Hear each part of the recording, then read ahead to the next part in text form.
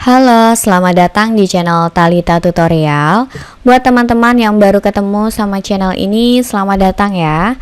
Di pembahasan video hari ini, kita mau bahas dan belajar sama-sama tentang bagaimana cara membuat buku kas harian atau buku penjualan keuangan sederhana ya.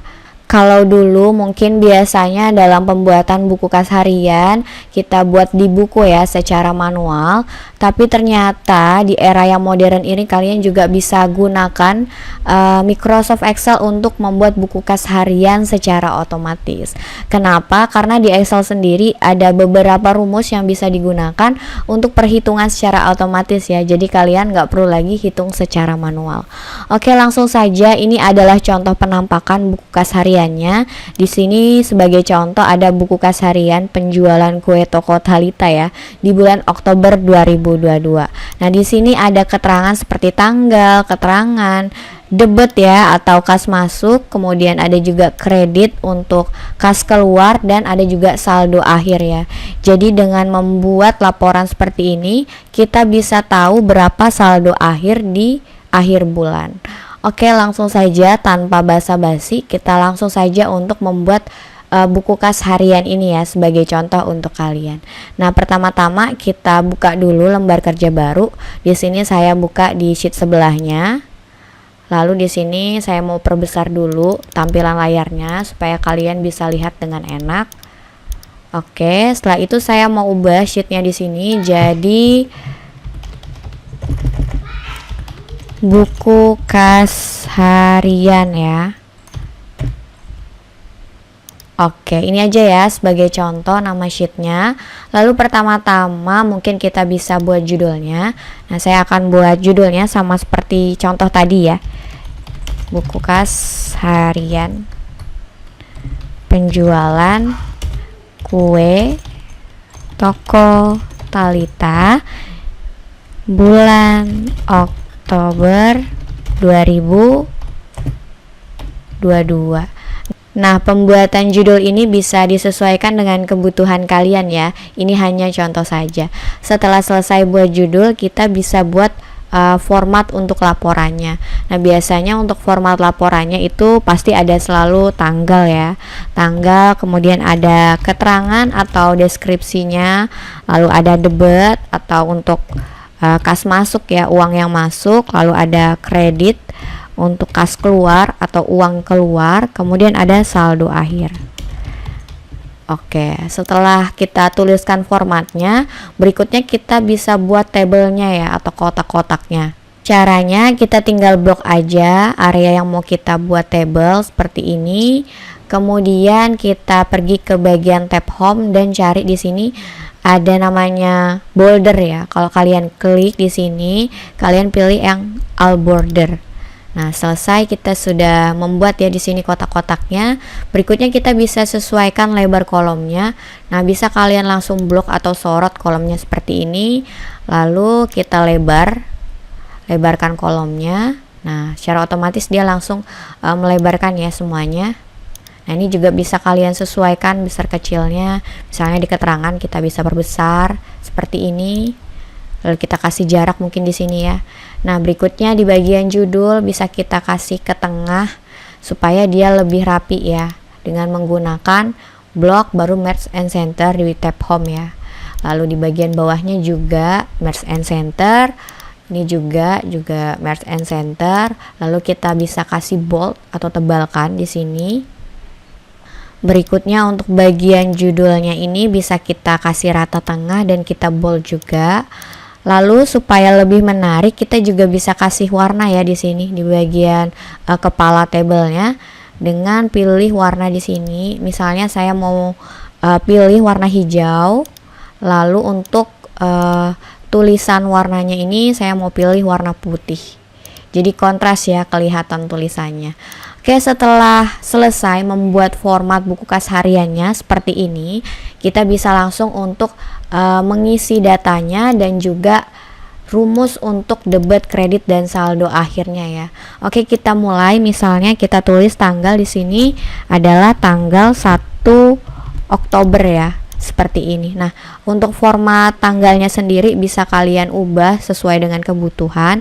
Caranya tinggal kalian blok di bagian kolom tanggal, lalu klik kanan, pilih yang format cell. Nah, di sini di format cell, pilih yang bagian number, lalu pilih yang bagian date. Nah, di sini kalian bisa pilih format tanggal yang mau digunakan.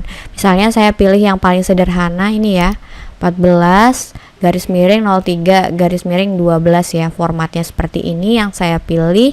Jika sudah, kita tinggal klik OK. Nah, ini secara otomatis menyesuaikan ya dia. Setelah tulis tanggal, kita bisa tuliskan keterangan atau deskripsinya. Nah, yang pertama yang saya tulis deskripsinya adalah saldo ya, saldo awal bulan misalnya. Nah, untuk saldo awal bulan ini saya mau masukkan nilainya adalah 5 juta ya. Oke. Nah, di sini kalau kalian mau tambahkan separator atau koma-komaannya ya sebagai nilai untuk uang, kalian bisa langsung blok aja semua areanya seperti ini. Kemudian kalian pergi ke bagian number di sini. Terus kalian lihat ada yang kayak koma gitu atau namanya koma style ya. Kalian tinggal klik. Nah, nanti secara otomatis dia akan berubah ya, formatnya ada koma-komaan. Nah, berikutnya misalnya di tanggal 2 Oktober 2022 ini kita ada beli bahan kue ya, beli bahan kue. Nah, karena dia beli pasti itu pengeluaran ya, jadi masuknya di bagian kolom kredit. Nah, di sini yang keluar uangnya adalah 2.500.000 ya.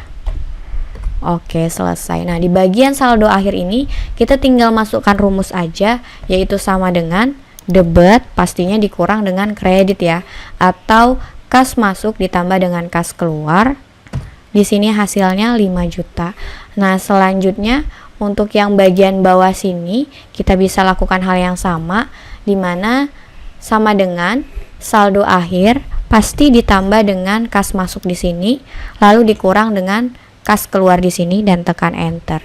Kita sudah dapatkan saldo akhirnya 2.500.000 ya, sisanya di tanggal 2 Oktober 2022. Nah, berikutnya di tanggal 3 Oktober ya, kita belanja packing, belanja untuk alat packing. Karena dia belanja pasti kas keluar ya, jadi kita masukkan di kredit. Nah, untuk belanja bahan packing misalnya kita masukkan senilai 200.000. Oke, kita sudah dapat hasilnya.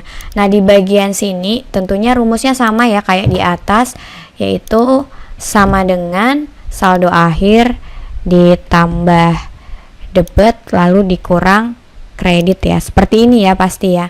Nah, ini kita tinggal copy rumus ke bawah dengan cara tarik seperti ini. Oke, nah ini secara otomatis rumusnya bakal merumus ya ke bawah atau sudah copy paste. Tapi sayangnya ini di bagian saldo akhirnya bakal tercatat seperti ini ya, 2.300.000 semua karena belum ada isinya di bagian sini. Nah, pertanyaannya bisakah kalau kita belum ketik atau belum input debit dan kreditnya di sini tuh kosong aja tapi tetap ada rumusnya? Tentu saja bisa teman-teman. Kalian bisa lakukan revisi atau edit di bagian rumusnya ya. Kita bisa klik 2 kali di sini. Nah, di sini kalian perlu tambahkan rumus if. Bagaimana tulisannya? Kita buat ya di sini. If kemudian buka kurung AND atau N, buka kurung lagi, lalu kita klik di bagian sel debit di sini.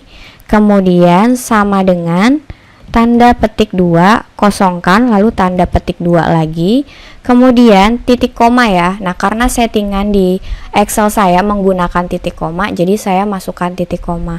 Tapi di Excel lain juga ada yang menggunakan koma ya. Jadi kalian harus perhatikan format apa yang diminta di Excel kalian. Dia minta koma atau dia minta titik koma.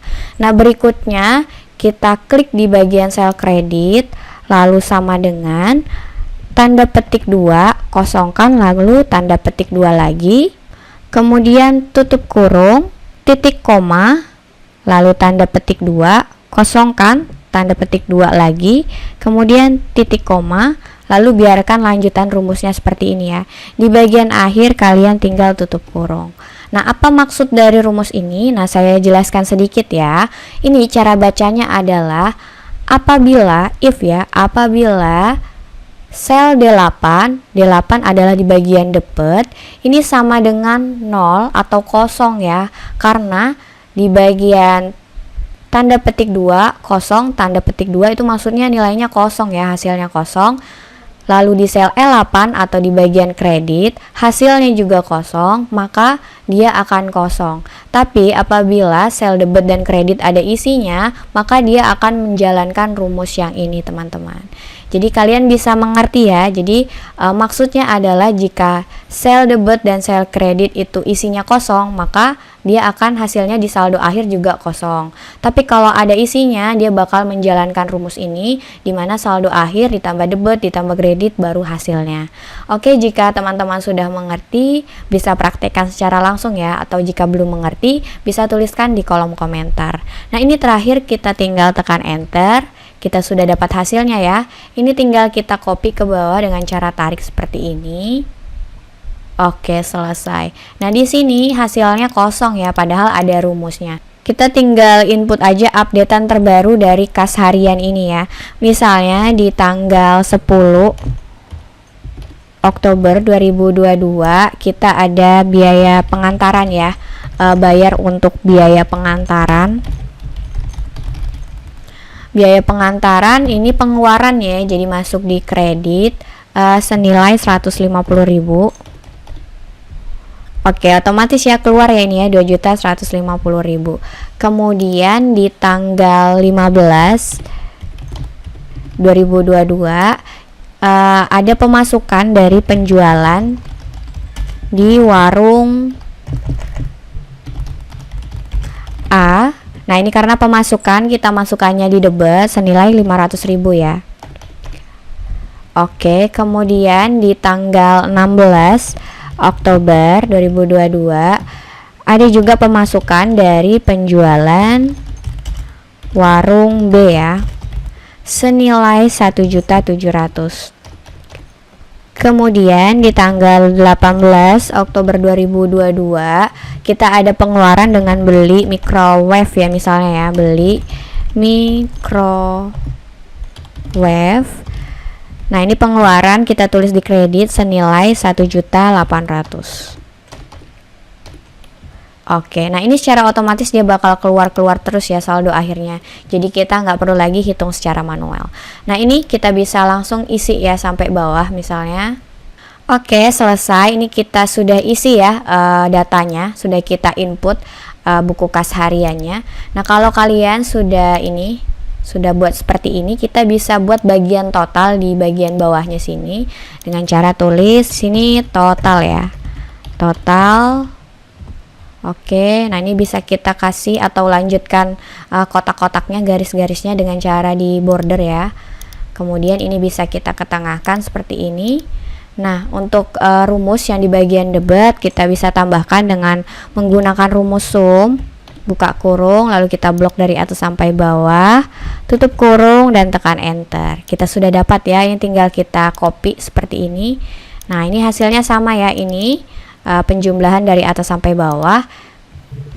Yang ini juga penjumlahan dari atas sampai bawah. Nah, untuk bagian sini kalian bisa gunakan sama dengan di bagian debit dikurang dengan bagian kredit. Oke, kita sudah dapat hasilnya. Nah, ini hasilnya harus sama dengan saldo akhir yang di sini ya.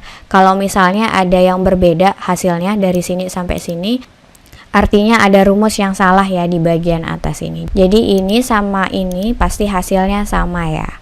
Nah, selanjutnya ini bisa kita kasih warna ya supaya lebih menarik. Kita misalnya kasih warna kuning, terus kita kasih bold.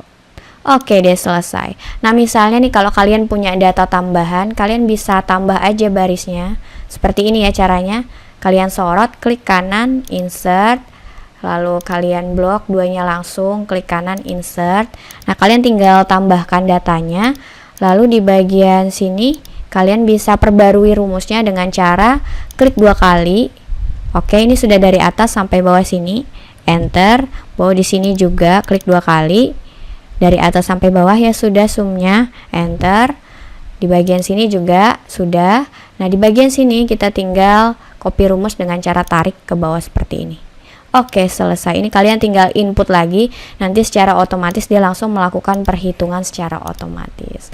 Nah, ini adalah cara untuk membuat buku kas harian ya, sebagai contoh yang bisa teman-teman ketahui. Nah, di sini juga supaya tampilannya lebih enak ya, biasanya saya juga pergi ke tab view, lalu hilangkan grid line-nya ini. Nah, ini garis-garis bantunya di sini hilang ya. Jadi tampilannya pasti lebih enak ya dilihat. Nah, semoga tutorial sederhana ini bisa membantu teman-teman ya untuk membuat buku kas harian atau buku kas keuangan, baik penjualan atau untuk pribadi. Filenya ini akan saya tempatkan di deskripsi di video ini untuk teman-teman bisa lakukan latihan ya sebagai contoh. Oke, terima kasih sudah simak video ini sampai selesai. Jangan lupa untuk like, komen, dan subscribe. Bantu channel ini supaya bisa lebih berkembang dan menyediakan informasi yang positif buat kalian setiap hari. Sampai jumpa lagi dan terima kasih.